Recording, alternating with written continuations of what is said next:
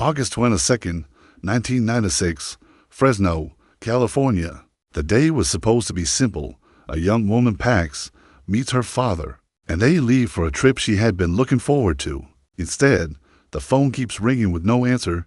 The minutes stretch into a sickening silence, and her father's worry turns into panic so sharp it feels like it could cut glass. When Peter Dorian finally reaches his daughter's place in northeast Fresno near Cedar Avenue, Antique Avenue, he is not walking into a normal morning. He is walking into the moment his life splits in two. Deborah Sarah Dorian, everyone called her Debbie, had been born on June 20th, 1974, in California. Her parents, Sarah Lowen and Peter Dorian, raised her in a close, warm home where love was not a word you said once a year. It was the daily atmosphere. Debbie grew up with that kind of steady support that makes a person brave. People who knew her talked about her compassion and her energy, the way she could be open, free-spirited, fully alive in the ordinary moments. She was in college at California State University, Fresno State, pushing hard toward a future in economics. Building a plan like you do when you are 22 and you still believe effort will protect you. She stayed in the northeast part of the city in an upstairs apartment, trying to balance work, school, and the simple hunger to become someone she could be proud of. She also loved her parents, not in the shallow call you when I remember way, but in the steady, dependable way that makes family feel like a safe place. She valued time with them. She looked forward to seeing them. In August of 1996, she was preparing for a trip with her father. They had plans. They had a future calendar in their heads. That is what makes what happened next so brutal, the normalcy of it. The fact that this was not a high-risk life, not a person chasing danger. This was a young woman doing what millions of young women do: study, grow up, dream bigger. When Debbie did not show up for the trip, it did not begin as a siren-blaring emergency. It began as confusion. Maybe she overslept. Maybe she stepped out. Maybe the phone was on silent. But Peter tried to reach her, again and again. No answer, no return call.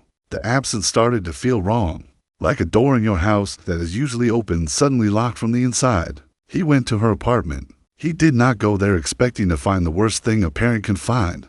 He went there expecting to fix a misunderstanding.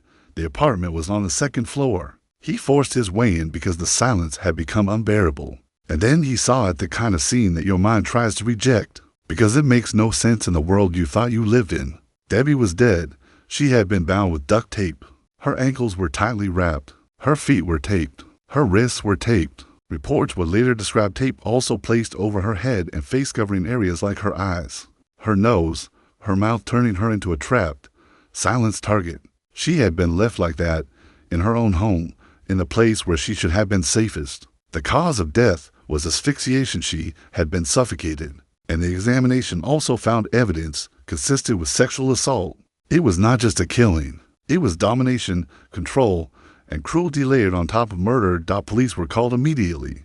Officers arrived, and the apartment turned from a home into a crime scene. The air itself changes in a place like that. You can almost feel it.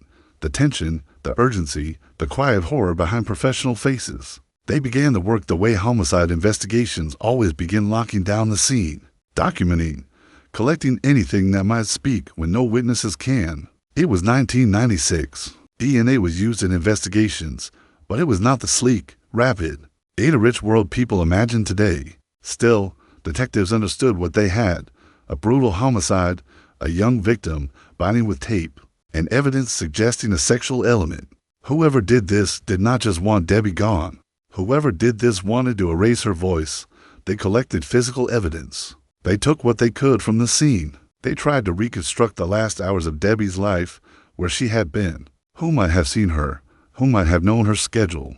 They looked at the obvious possibilities: first boyfriend, ex, someone close, someone who had a reason. They looked at the less obvious possibilities: to someone who noticed her, someone who watched, someone who picked her because she was accessible. In cases like this, investigators often have to hold competing truths at the same time. The killer could be a stranger, or the killer could be someone in the victim's orbit. The evidence decides. The problem is, evidence does not always speak clearly at first. At one point early in the case, detectives believed DNA analysis had pointed them toward a suspect strongly, enough to take that person into custody. It is the kind of moment families cling to because an arrest feels like a path out of darkness. But then the science did what science sometimes does. It corrected the story. Further DNA work showed the man they had detained was not responsible. The match was not the match. The answer slipped away again, leaving behind that awful feeling that the case is going to sink into years. And that is what happened. With no definitive identification, no clean hit in law enforcement databases, and limited technology compared to what would come later, the case stalled. Detectives did not stop caring. But caring does not equal closure. They tried to compare the unknown DNA profile to what was available. Nothing. They waited for the day when that DNA would show up somewhere else, when the offender would make a mistake, get arrested for something, and finally leave a name behind. Time passed, and with time came something that would change the case, a pattern. Between 1999 and 2002, authorities in Visalia, California, roughly a couple of hours from Fresno, noticed a series of sexual assaults, with similarities that made investigators uneasy. The details of those assaults were not just bad events. They were crimes that carried a signature, a predator operating with a certain method, a certain confidence, a certain willingness to invade someone's life. Investigators began to suspect the same offender might be responsible for more than one attack. And then came the chilling link, the DNA profile from the Debbie Dorian homicide. Matched DNA recovered in Visalia cases. That is a turning point, but it is not an ending. People hear DNA match and think it means a name pops out like a receipt. It does not work like that, at least not then, and not in every case. A DNA profile can tell you that the same person committed multiple crimes without telling you who that person is. It is proof of connection, not identity. So now investigators had a stronger picture. Debbie's killer was likely a serial sexual predator, someone who had offended repeatedly, someone who had not stopped. The stakes got higher. The urgency got sharper. But the name was still missing. Years kept moving. Leads dried. Witness memories faded. People moved, changed numbers, changed lives. Debbie's family lived in a world where grief did not end. It just rearranged itself.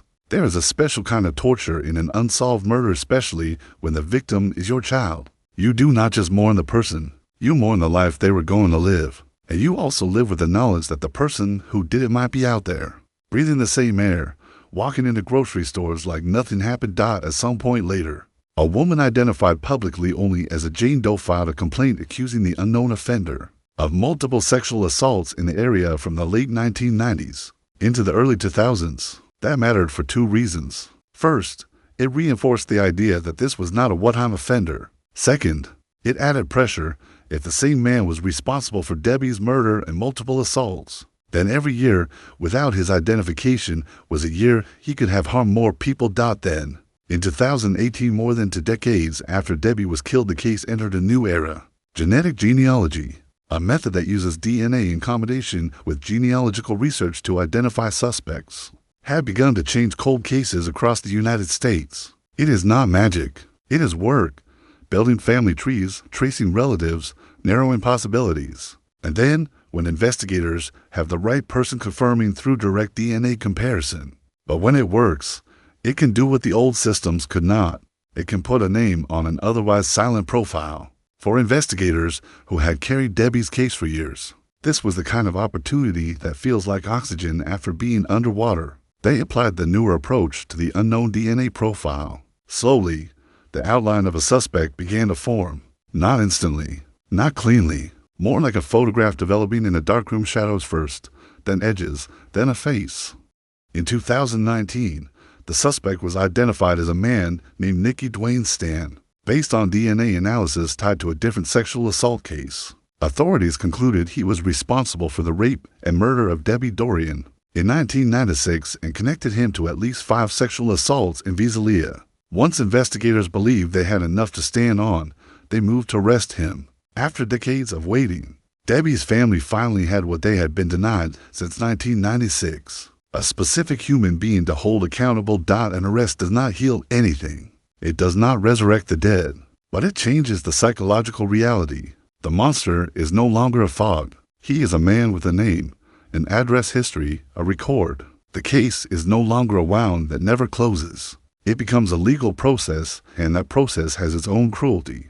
Because now everyone has to relive the details again and again, in motions and hearings and statements. For families, that can feel like being forced to walk through fire to reach a door that might finally open. The prosecution built the case with what the modern era makes possible: DNA science, matched patterns, investigative timelines, and the accumulated weight of multiple victims. The pressure on the defendant grew.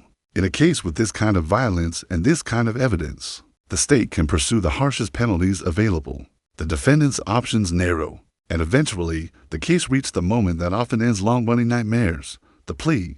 On May 15, 2025, Nikki Dwayne Stan pleaded guilty to 12 felony counts, including the murder of Debbie Dorian and multiple sexual assaults attributed to him. From 1999 to 2002, the plea meant no trial, no jury, no slow-motion public dissection of every detail.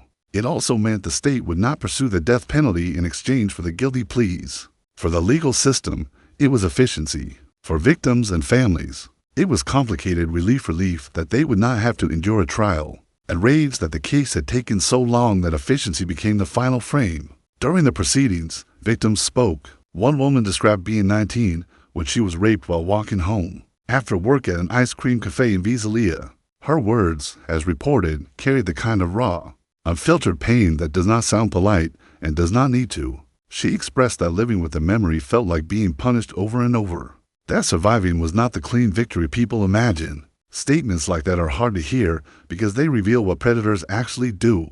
They do not just harm bodies, they colonize minds. They steal years. They poison ordinary moments. They make a person replay terror while the offender moves on. Debbie's mother, Sarah Lowen, also spoke before sentencing.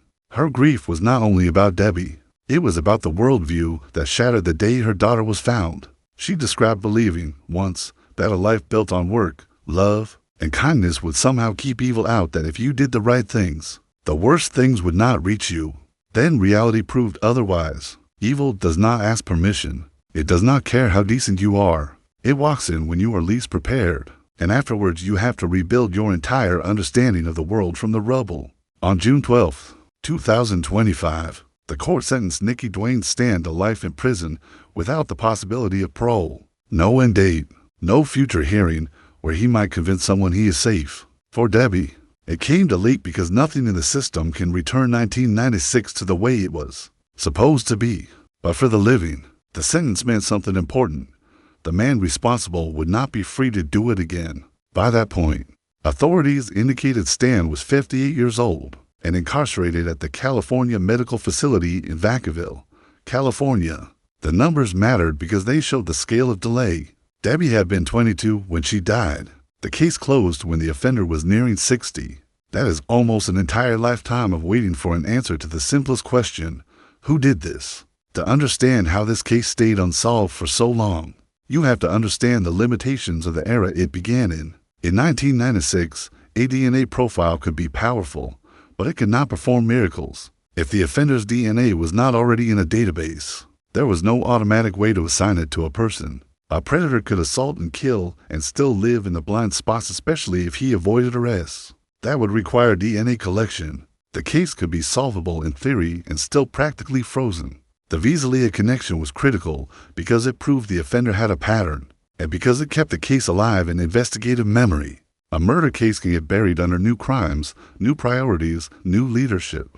But a connected series, multiple assaults with shared DNA, tied to a homicide, creates a thread investigators can keep pulling. Even then, it took the arrival of genetic genealogy to turn that thread into a rope strong enough to drag a name into the light.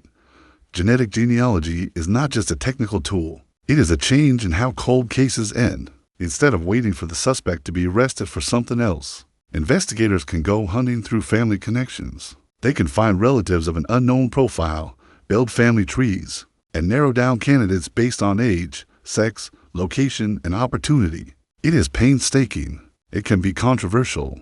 But in cases like Debbie's, where decades had passed and conventional searches had failed, it became the difference between we may never know and this is who did it. And still, even when the method works, it does not change what happened in that second-floor apartment. It does not change the fact that Debbie's father went there expecting a trip, and instead found his daughter bound in tape. That detail matters because it speaks to the cruelty of the offender's approach. Binding is about control. Tape over the mouth is about silencing. Tape over the eyes is about stripping a person of even the smallest agency. It is not accidental. It is a choice. It is a deliberate act of domination. What happened to Debbie likely unfolded in a small window of time, the way many home invasions do: fast, violent, decisive. The offender either surprised her, overpowered her, or manipulated his way inside. The fact that she was bound suggests he came prepared or adapted quickly. The suffocation indicates he was willing to kill up close, in a way that requires direct physical control. This was not someone panicking in the moment. This was a predator who believed he could do what he wanted and walk away, and for years, he did. That is the part that should make your stomach turn. Not because it is sensational, but because it is real. Someone can commit a murder like this and continue living, blending into normal life, while a family grieves and investigators hit dead ends. The only reason this ends is because the offender left behind something. He could not control forever his biology. He left DNA, and eventually the world caught up.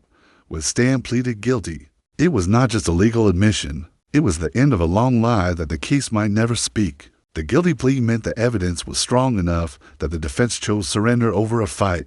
It meant the state had built a wall around him with science and connections and timelines. And the only way out was to accept life in prison. For Debbie's family, the plea and sentence were not a happy ending. There is no happy ending. There is only a finality that arrives decades late. There is only the grim satisfaction of knowing the killer is locked away, paired with the permanent grief of knowing Debbie is still gone. The documentary framing of this case often emphasizes the breakthrough, the modern method, the way technology solved what time could not. That is true, but it can also distract from the human center of the story. Debbie was not a case file. She was a daughter, a student, a young woman who looked forward to a trip with her father. She had plans. She had laughter in her future calendar. And then someone decided to take all of it. The most brutal truth is that Debbie's murder did not happen in some distant, exotic danger zone. It happened in a regular apartment in Fresno, the kind of place where you would expect to be safe. That is why her mother's words carry so much weight. The belief that goodness creates a shield is comforting, but it is not always true. Evil can be closer than you think. It can slip in through an ordinary day. After sentencing, when Sarah Lowen spoke about waiting almost 29 years, she was not just counting time. She was counting birthdays Debbie never reached, holidays with an empty seat, the endless loop of maybe this year and not yet. People who have never lived through a cold case murder often assume time dulls everything. Some things do not dull. They settle into the bones. And the victims of the Visalia assaults, women who survived attacks linked to the same offender, carry their own long math. They count years by what was stolen from them: confidence, safety, sleep, trust. One of the cruelest parts of sexual violence is that it forces survivors into a relationship with memory they never agreed to. Even after the offender is caught, the mind can still replay the night like a broken alarm. That is why victim impact statements sound raw and angry and sometimes profane. Because polite language is too small for what happened. In the end, the Debbie Dorian case stands as both a warning and a record. A warning that predators can operate for years when technology and databases cannot identify them. A record of how persistence combined with evolving science can eventually break the silence. It is a story about a young woman whose life ended in a nightmare, a family who carried grief for decades, and a system that took nearly 30 years to put a name on the person responsible. If you are looking for a clean moral, you will not find one. The closest thing to meaning in a case like this is accountability, late, imperfect, but real. The man who killed Debbie is not walking free. He will not get to age into comfort outside prison walls. He will not be allowed to rewrite himself as harmless. The court locked the door behind him, but the larger truth remains. Debbie should have been alive. She should have gone on that trip. She should have finished her degree, started her career, fallen in love if she wanted, built a life in her own style. That is what murder steals: the future that only the victim had the right to live. And that is why this case still hits hard. Not because it is interesting, because it is the kind of tragedy that can happen in a normal place on a normal day. And because the only reason it eventually got solved is that science evolved enough to speak for a dead woman who never got to speak again.